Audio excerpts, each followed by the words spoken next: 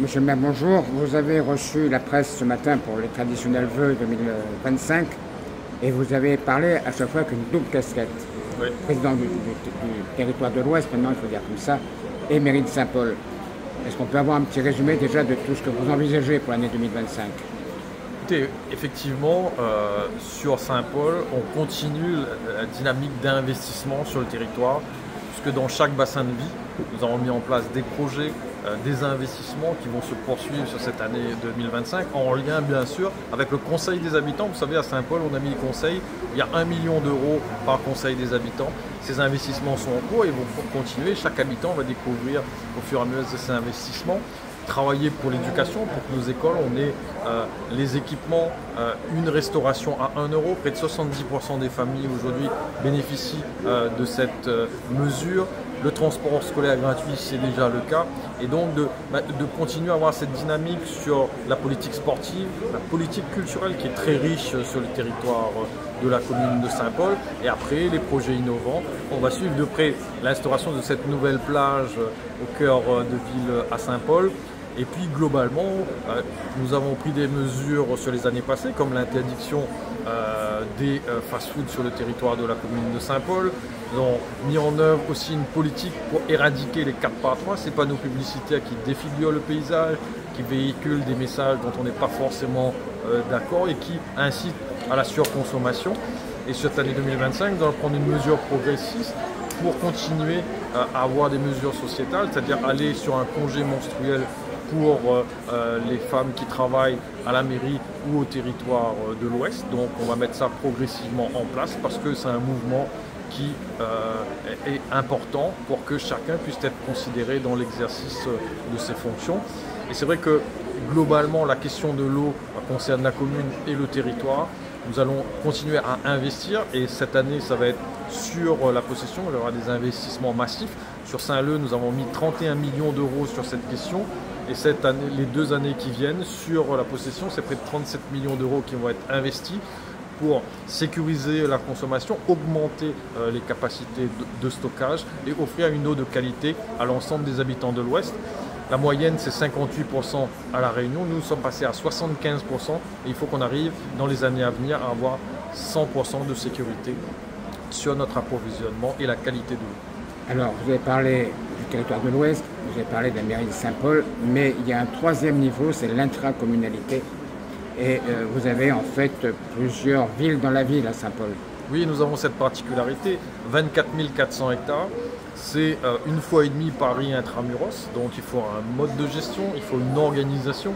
Et c'est vrai que ces 6 bassins de vie identifiés dans la ville, nous avons des investissements de proximité pour que chacun puisse avoir ces investissements de proximité. La mairie annexe du Guillaume va être totalement refaite. On livre la mairie annexe de Saint-Gilles-les-Bains.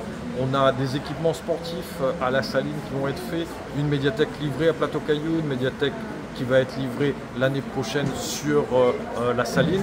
On structure le territoire pour que chaque habitant n'ait pas à se déplacer au centre-ville de Saint-Paul, mais avoir les investissements de proximité. Même sur l'action sociale, on avait 4 travailleurs sociaux qui a été basé sur le littoral. Aujourd'hui, on en a 12 et on voit les chiffres. Avec 4, on avait 2300 interventions. Sur 2023, c'est passé à 8700 interventions et sur cette année, on est à 12 000 interventions. Donc on voit bien, quand on est plus proche des habitants, il y a la demande qui est là et on peut résorber ces problèmes de pauvreté, des problèmes de surendettement au plus proche des habitants. Alors, question un peu provocatrice, mais 6 bassins de vie, pourquoi pas 6 communes? Alors ça, c'est une question qui a toujours été traditionnelle à Saint-Paul. Ce qui fait notre force, c'est qu'à Saint-Paul, on a 107 000 habitants, ce qui permet d'avoir des dotations et de pouvoir développer l'ensemble de ça, de l'ensemble de la commune. Et c'est vrai que quand on investit que sur les bas, eh ben, les habitants des hauts ne sont pas contents. Là, chaque bassin de vie a ses investissements et permet qu'on puisse structurer ces bassins de vie et ce qui permet d'être une commune forte sur l'ensemble du territoire. Une question sur les écoles. Ouais. Vous avez parlé de dispositifs pour la gratuité de la restauration. Ça se fait au lycée, au collège, je ne pense pas encore à Saint-Paul. Et c'est l'école primaire, vous êtes bien sur l'école primaire. Alors ça, c'est un message à passer au département. Il n'y a qu'aujourd'hui les collégiens qui payent pour impôt la restauration scolaire. Nous, d'autres communes ont emboîté le pas, on voit sur le port, on voit sur Saint-Benoît et récemment sur Saint-Pierre, on est sur une cantine à 1 €. La région a mis 1 € au niveau des lycées et le message va passer au département. Il faut que le département puisse aussi rentrer dans cette dynamique parce que les familles ont des grandes difficultés aujourd'hui, parce qu'à la restauration, on a un repas équilibré, un repas de qualité et il faut que nos enfants puissent en bénéficier et que les familles puissent avoir plus de pouvoir d'achat. Où est-ce qu'on en est sur le dossier plage Alizé? Alors sur la question plage Alizé, il y a une délibération qui a instauré le mode d'intervention. Il y a un établissement qui va être construit en arrière de l'établissement actuel, qui est en zone rouge cet établissement. Une fois que l'établissement sera construit, il y aura un appel à projet et l'établissement actuel devra être déconstruit pour laisser la place à un établissement qui respecte les règles en matière de zone rouge sur le territoire. Quelle échéance? Alors, on a validé le plan, on va lancer les consultations pour que cette année, la construction puisse débuter. Dernière question, où est-ce qu'on en est sur la ville nouvelle de Cambrai?